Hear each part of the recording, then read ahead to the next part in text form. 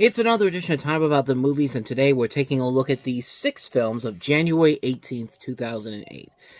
We've got a wide assortment of movies on this particular weekend. We've got a sci-fi film, we've got a couple comedies, a couple dramas, you name it. A couple more horror movies with some very bizarre concepts overall, but some of them do work, and some of them not so much. We'll delve into all of those movies on this day today. So, with that said, let's go ahead and just jump on into it with the first one we have here, and that's Cloverfield. Now, I want you to picture yourself back in the summer of 2007. You're about to go see Transformers on the big screen. You might have been me. You went to on a Tuesday night screening, one of the first Tuesday night screenings they had. I think I went to the 7 o'clock showing of it, if I remember correctly. But it was exciting for me to be one of the first people to see that movie in theaters when Transformers came out. I've talked about that movie in length, but you get to the end of the trailers, and usually the end of the trailers, there's always, Paramount, the big studio who's putting out the movie you're about to watch, puts their big next motion picture out there, their next big thing that they're really excited about, and the one that they show here is this little film that you don't really know too much about at first. I mean, you see the Paramount and the Bad Robot logo, and then it starts off like a kind of like a yuppie romantic comedy in a way. It's weirdly shot with a home camcorder, and you don't really know what the hell is going on here, like what's about to happen here. And then all of a sudden, the thing takes a radical 360-degree turn from a possible romantic comedy into what happens next. And what happens next, boy, let me tell you something. When that happened, everyone I saw it with was shocked about what the hell just happened. And if you don't know what I'm talking about, you probably don't remember this particular trailer.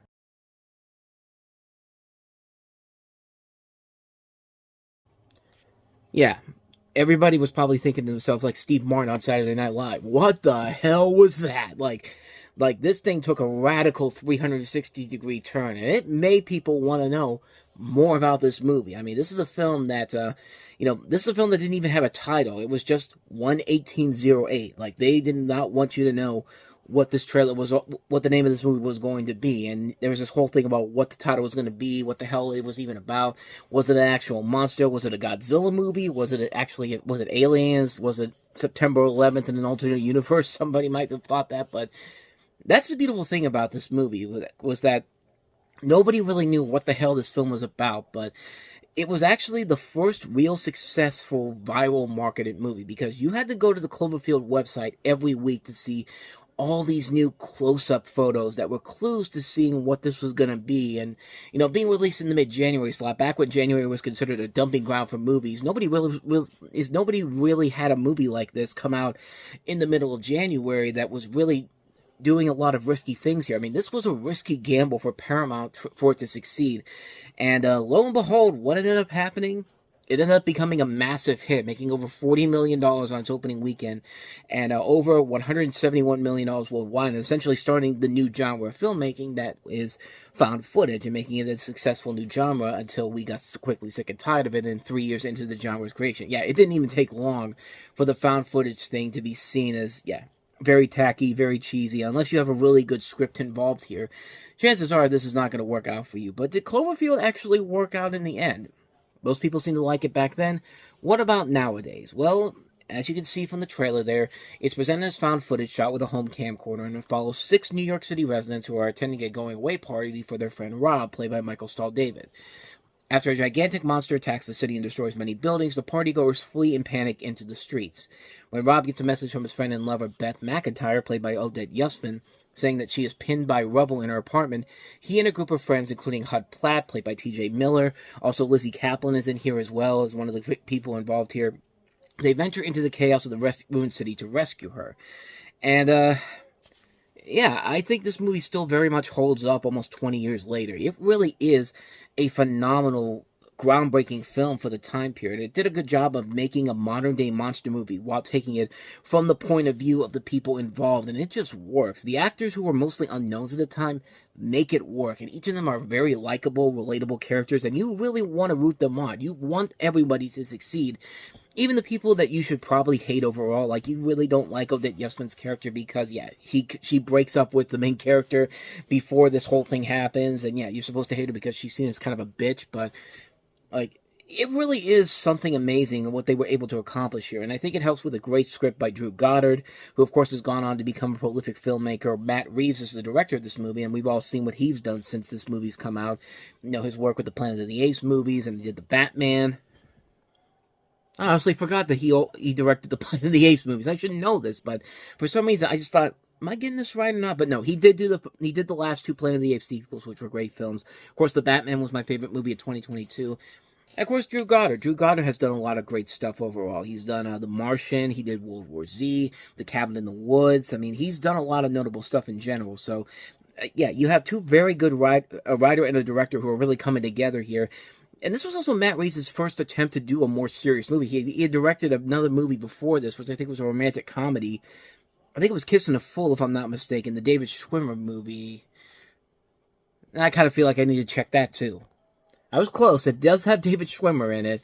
It's The Pallbearer from 1996. That's the one he directed. I knew he directed a David Schwimmer romantic comedy, but it was not Kissing a Fool. But as I said, this could have easily been a stupid, cheap monster movie, and it really wasn't. They do take chances and are able to make this look as realistic as a story like this could. For the minimal budget that they had for this movie, the effects are incredible, and yeah, they do a good job of making this monster look authentic and realistic, and best of all, a lot of the monster is kept in the shadows up until the very end when they finally reveal the monster, and yeah, it looks pretty badass. It was scary as hell watching it for the first time. Like, it really was terrifying the first time I saw this thing. Like, this film did its homework and does it very well. It works as a modern-day monster movie that manages to use the point of view aspect of somebody to its advantage. It's a great action movie. The acting's great. The story works. The visuals fantastic. It's an incredible movie, man. It's one of my favorite movies of all time. And it did lead to, maybe not a sequel per se, but it led to a pretty good spin-off film in 10 Cloverfield Lane, which, again, kind of came out of nowhere. It was one of those things where, you know, you go to see 13 Hours in theaters, and all of a sudden you see this trailer for this movie called 10 Cloverfield Lane, and so you think, oh, this has got to be a sequel or something. But no, this is it's like a spin-off film that takes place within the events of that. And it looked like they were on their way to creating a good franchise with this, but then Cloverfield Paradox came along and completely ruined that. So, but they've been talking about actually doing a legitimate Cloverfield sequel for years now. Honestly, I think it's a little too late for that. I think Cloverfield Paradox kind of killed that right away, but they did say as of January 2021, there's a script being written for a sequel. So I don't know. Like, I don't know how I would feel about a sequel to this nowadays. But hey, you got a great movie in Cloverfield, and it definitely shows what the potential of found footage can do if you have a really good director involved, a really good writer involved, really good actors involved, and they're committed to the craft.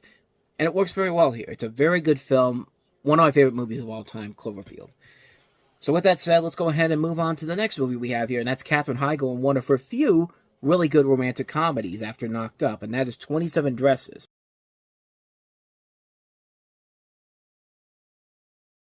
Maybe the only good Katherine Heigl comedy after Knocked Up, because everything she did after this was, yeah, that star just went down so quickly.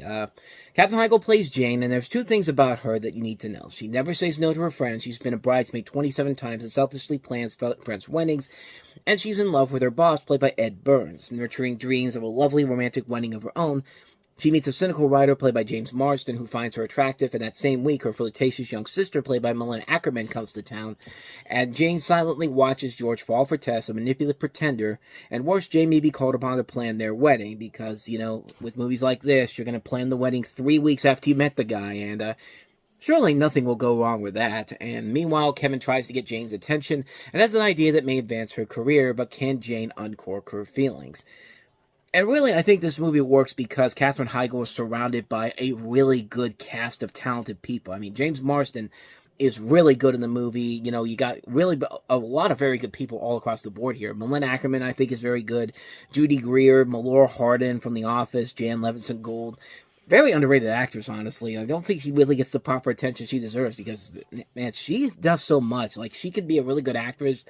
She's also proven to be a really good singer in the past and a good dancer, too. If you ever saw her in it was one of those, I think it was the Bottom movies. I can't remember which one it was. I'm trying to remember which one it was. There was two of them in 1990 that came out. It's just called Labada. I knew it was one of those two, but like I said, you have Edward Burns, you have Malik Pencoli from 30 Rock, you have Kristen Ritter in one of her early film roles. I mean, she's surrounded by a lot of really good talent in this movie, and she is very likable in the film. Like, this is one of the, like I said, it's one of the few films that she's in where she really does come off as a likable person that you want to get behind, unlike all the other movies where she's just playing a stereotype of really bad rom-com characters. But in here, she's surrounded by a lot of really good talent. You do want to get behind her in this situation here. You do feel like she does get screwed over badly in this film by her own sister, and like, you know, I mean, it's a really fun movie. There's nothing really that clever about it. There's nothing that amazing about it, but the performances overall, I think, do carry the load. And I think it also helps if you have a really good director and writer who, Anne Fletcher did Step Up. She also did the writer Alan Brosh McKenna did The Devil Wears Prada. I think with those talents there and the people that she's surrounded by, Katherine Heigl has a good movie rom-com after Knocked Up. It's a really enjoyable film. It's not a classic movie by any means necessary, but it is still one of the few really good movies that I've seen her in, and probably her best non-knocked up romantic comedy she's ever been in, honestly. But yeah, that's about 27 Dresses. So yeah, not a bad movie overall. And hey, this is coming out on Valentine's week, perfect Valentine's Day movie. So with that said, let us go ahead and move on to some lesser movies that came out this weekend, starting with our next film here. Hey, remember when Starz tried to start their own film company and their first movie was called Mad Money?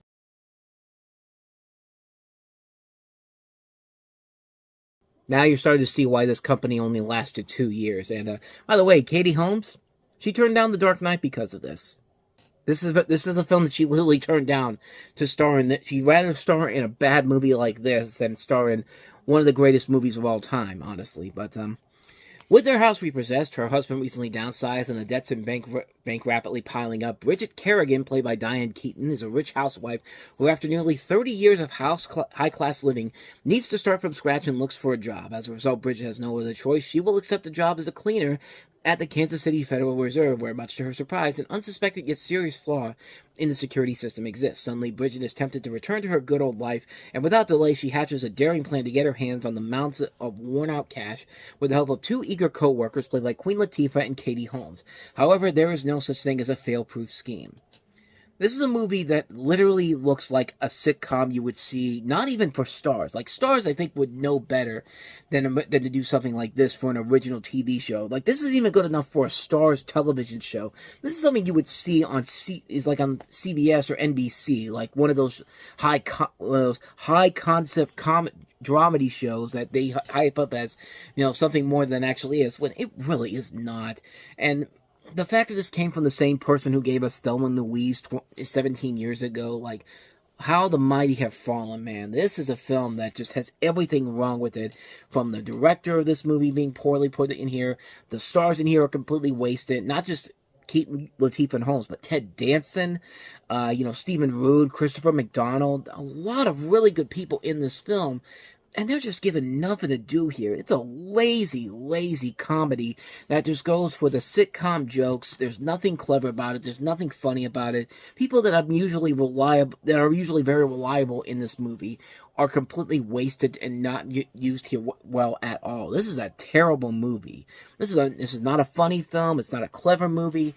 And yeah, movies like this are the reason why this company never got off the ground. They had a couple of good movies here and there, but yeah, you had to sit through some real garbage films before you get to those ones. And this is definitely one of those ones that makes you look at it and say, this thing ain't lasting less than 5 years. And sure enough, it lasted only 2 years into its existence before it got shut down. But anyway, that's Mad Money for you. So let's go ahead and move on to the next movie we have here, Woody Allen's latest film, and that is Cassandra's Dream.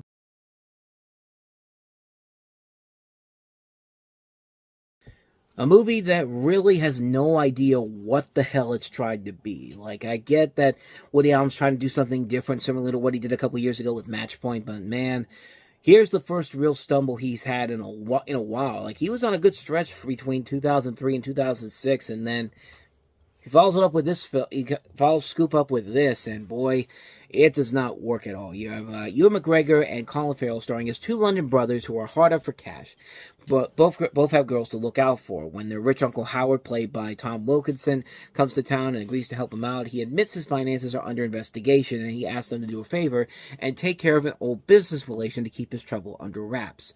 He says that they're family, and since he's always taking care of them, the least they could do is help him out this once, as they are the ones he can trust. The film follows the struggles with the immorality of the request, and each brother and how each brother chooses to deal with it. And like I said before, Woody Allen tried to do something very different outside of his normal match point, which worked really well for him. This time it doesn't work as well. Colin Farrell and Ewan McGregor are doing the best they can to salvage whatever they could with this, and so is everybody else. Tom Wilkinson, Haley Atwell. Before anyone even knew who Haley Atwell was, but other than that, though, this is a very heavy-handed movie and does not have an interesting hook to it to save it in the long run. And like I said, it has no idea what the hell it's trying to do. It's like trying to be something different than what Woody Allen is used to doing, but it really does not work in the long run. It's a very ambitious film on Allen's part, but overall, it's way too heavy-handed and underwritten to carry the load overall. It's a hard skip for me on Cassandra's Dream, a film that should have been so much better, but not so much. So with that said, let's go ahead and move on to the next movie we have here, and that is the aptly named Teeth.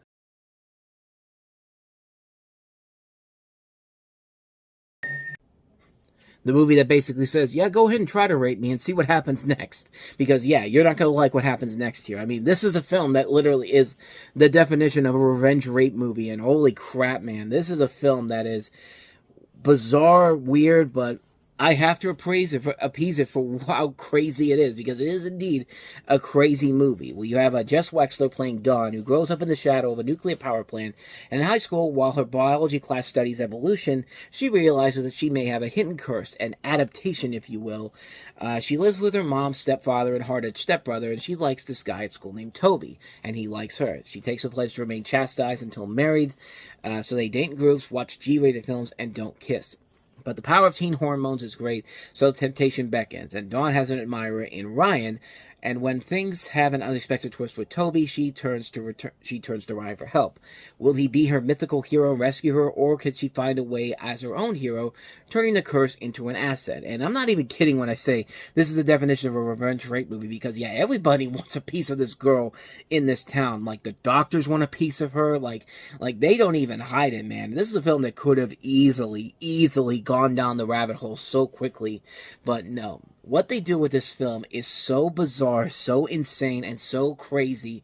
Like, you have to give it a lot of praise and credit for what they did, because, man, it works. Like, it works to a T. This is one of the most chaotic horror comedies you'll ever see. It's essentially a black horror comedy, and it really is a film that is so in your face and so out of the box with what they do here. You can't help but admire it. Jess Wexler, I think, works very well as this girl hero. She plays that character so menacingly, innocent yet menacingly at the same time, and it just works. Like, this is a film that is so ridiculous and so insane. Like, you can't help but admire it for the balls it has to go to the lengths that it does.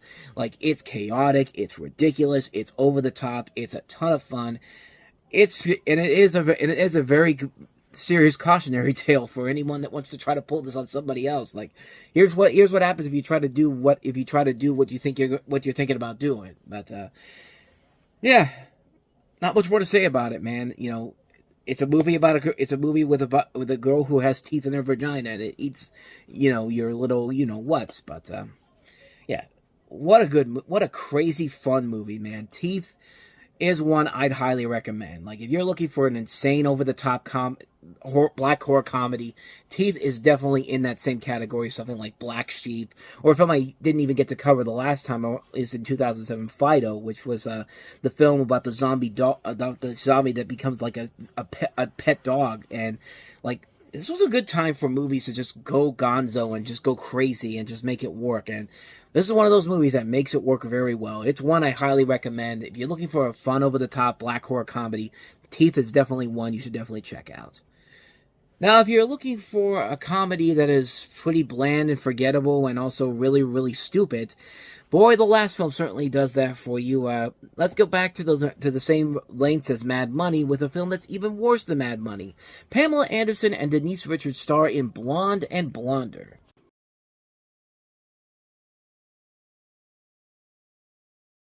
I mean, that's literally the humor in this movie, and boy, thank God the last showgirl came out for Pam Anderson, because good lord, like out of all the things she's done, that's probably the bottom of the barrel for her in this. But I'm glad to see she came back around recently with the last showgirl. But man, this was rough to sit through. You have Pam Anderson and Denise Richards starring as Dean and Dawn, who are two dim-witted, pink-clad blonde ladies who meet by accident and try to make a living with their dull lives until a series of circumstances ensue when they unwillingly take local jobs at a local strip club.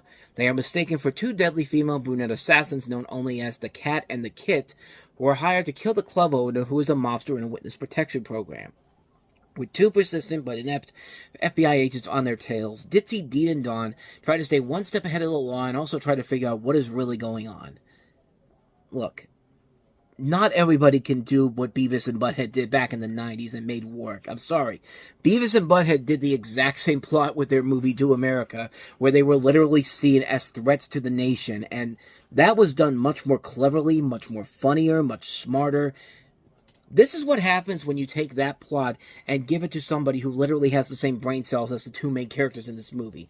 And the worst part about it is, the uncredited director on this movie is the same guy that gave us Porky's and A Christmas Story. Bob Clark did some uncredited directing work on this film. That's how terrible this movie is. And this is part of that downward trend for him. Like, he was making these bad movies. Like, he made that Karate Dog movie with Chevy Chase that came out around the same time. Like, this is everything that's wrong with every bad comedy out there. Like, this is what happens when somebody takes the Beavis and Butthead formula and says, we can find a way to bring this into the live action world. And we can do it with these two blondes. Like someone said, let's do Beavis and Butthead meets Legally Blonde, except let's make the blonde even stupider and even more, and make Beavis and Butthead look like the smartest people in the world. And boy, did they succeed in that. And in terms of the film itself, they failed on every single level, because not a single goddamn laugh came out of this fucking movie. This is everything that's wrong with bad comedies. This is a film that is so utterly terrible, so abysmal, and so badly put together. The only thing that would keep this off of a list of the worst comedies of the year, of this particular year, is that we've still got 3 weeks where we're going to have some really, really bad comedies coming up here. And trust me, as bad as this is, it's going to get a whole lot worse in the weeks to come. And we'll start to see that with next week's show. Case in point, the next movie that we had to come up on the next episode is one of the worst comedies ever made, and it's from the worst duo ever made. Jason Freeberg and Aaron Seltzer give us the spoof movie, Meet the Spartans. But a movie that was somehow strong enough to beat out the movie that everyone was really looking forward to, Sylvester Stallone's return as John Rambo in Rambo. We also have Diane Lane starring in a cyber thriller, Untraceable. We have yet another dance movie that's trying to capitalize on the success of Stomp the Yard and Step Up, How She Move. And we also have a U2 3D, which is pivotal for what's going to happen in the coming years with the digital 3D revolution. It's not just this movie, but the movie that will be coming after the week after that. But we'll take a look at all 5 of those movies on the next episode. And that's going to be coming up tomorrow, so be on the lookout for that. With all that said, though, thank you so much for watching, and if you want to see more videos like this, please go ahead and hit the playlist on the next page, check out the previous episode, and also don't forget to hit the like, subscribe, notification button, and the bell. That's when you get updates on new videos when they come out, and we do post new videos here every day. So with all that said, I am off. I will see you guys next time, and until then, as always, take care.